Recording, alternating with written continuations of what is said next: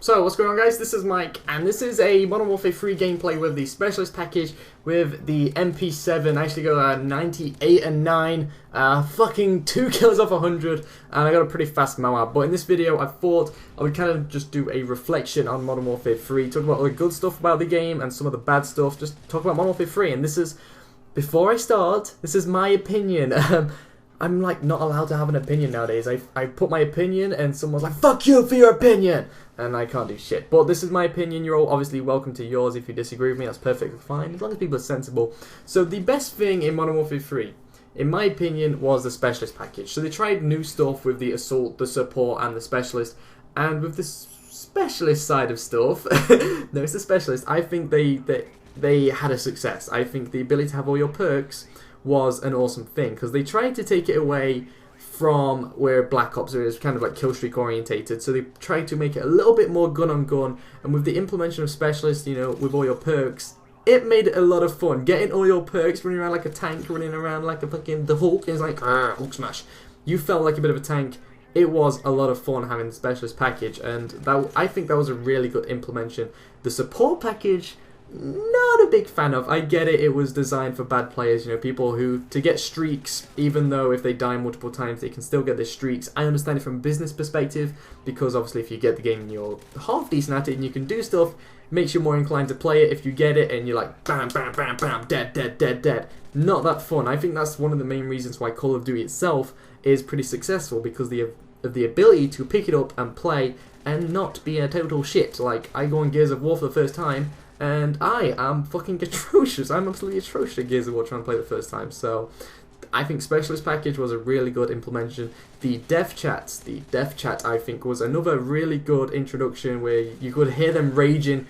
So you kill someone, oh look at this, run away from that gunfight. If you killed somebody, for when they're watching their kill cam and they're raging, or you can actually hear what they're saying, it can make for some really intense stuff like, fuck you, little prick! It's always funny. The pace of the game itself is a really, really fast-paced game. I think Specialist helps that as well. Mostly it's a fast-paced game, you know. There's obviously going to be games where you're running around for 5 minutes and you can't find anyone, but the overall pace of the game is pretty fast, which is good in some ways and bad in some ways, you know, depending on what kind of game you like to play. The gun on gun action in this game, it was really cool, because it is focused mainly on gun on gun. They tried to take it away from the kill streak, so it was very like skill. They tried to make it skill-based orientated, but I don't think they executed it like that. I think the proficiencies in this game, the range, focus, the stability, everything like that was another awesome attachment for the weapon side of stuff. And it's a little thing, but it's like really key.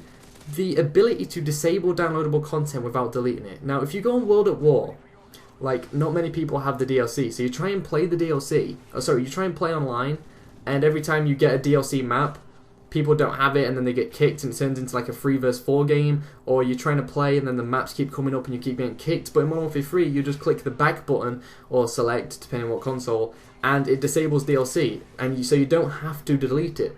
And I think that it's a really small thing, but it's a really, really clever introduction. And MOABs, I think, were a good thing. I really enjoyed playing for MOABs, getting the double MOABs, and like the cool MOABs, I guess that's to say. I think that was a really good introduction. I think they was really cool to get. Some people disagree, because some people play like fucking bellends to get the MOABs, because I've got a camp, because if I get a MOAB, I am automatically in the cool crew. And MOABs, I think, were fun to get. You know, if you get rewarded for getting like a 25 gun streak, you get rewarded for doing something really good.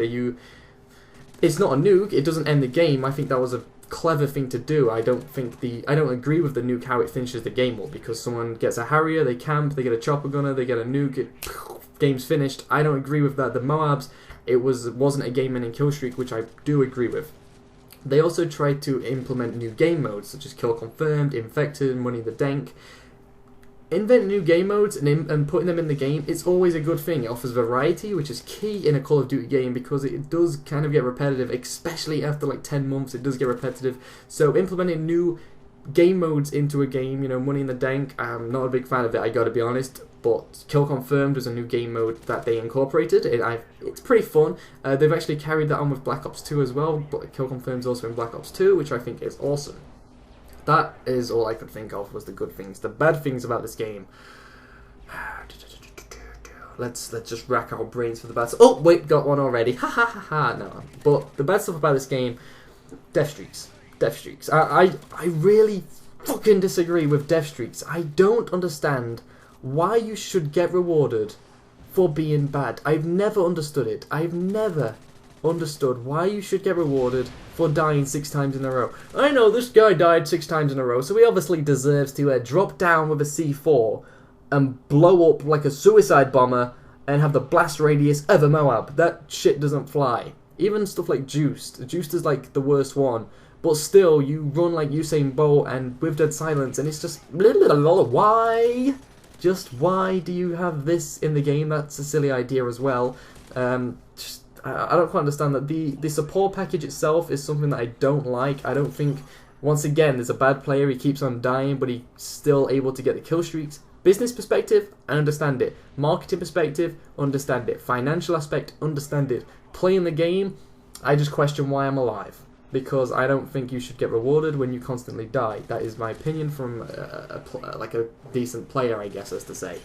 Some other stuff, I think the guns weren't really fair. Let's be honest, like the main things people use are the MP7, the ACR. At the start, they had the Type 95 and the Akimbo FMGs. I think they did the right thing to nerf them. I think overall, the past year, Infinity Ward have done a pretty good job on overlooking the game and trying to fix stuff that they could see was a problem and they could see was a hindrance. The Akimbo FMGs were ridiculous. The Type 95 was pretty ridiculous upon release, and I think they did do the right thing on adjusting those. So overall, Infinity Ward, I think, have done a relatively good job of doing that. The kill streak system, how the kill streaks get shut down really, really quickly in this game, something once again I also disagree with. I think the Strela should maybe be like, I don't know, like maybe a kill streak, or I'm not sure how they could do it, which kill streaks just get shut down very, very fast on this game. That's how I found it, and I just don't quite understand. The spawns on this game are a bit ridiculous. They have tended to get better as the game progresses,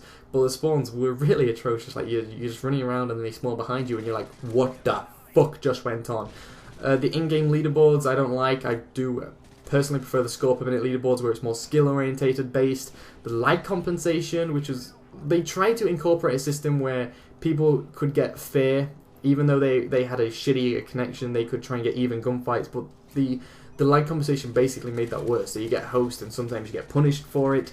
Also the join session, I know that's not really anything, but like the ability to join session, especially when you like live streaming and stuff, is a really hindrance. But that is overall my reflection on Modern Warfare 3. Overall I would give it 7 out of 10. Room to improve, definitely. It was an overall alright game. It didn't quite grasp my attention for the full year.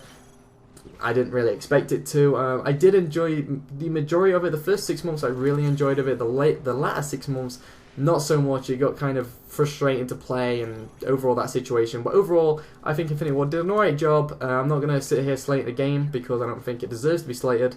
I think the players who play it deserve to be slated because they just play like, some of these players that play like absolute bellends.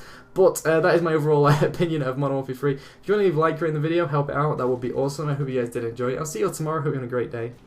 Bye.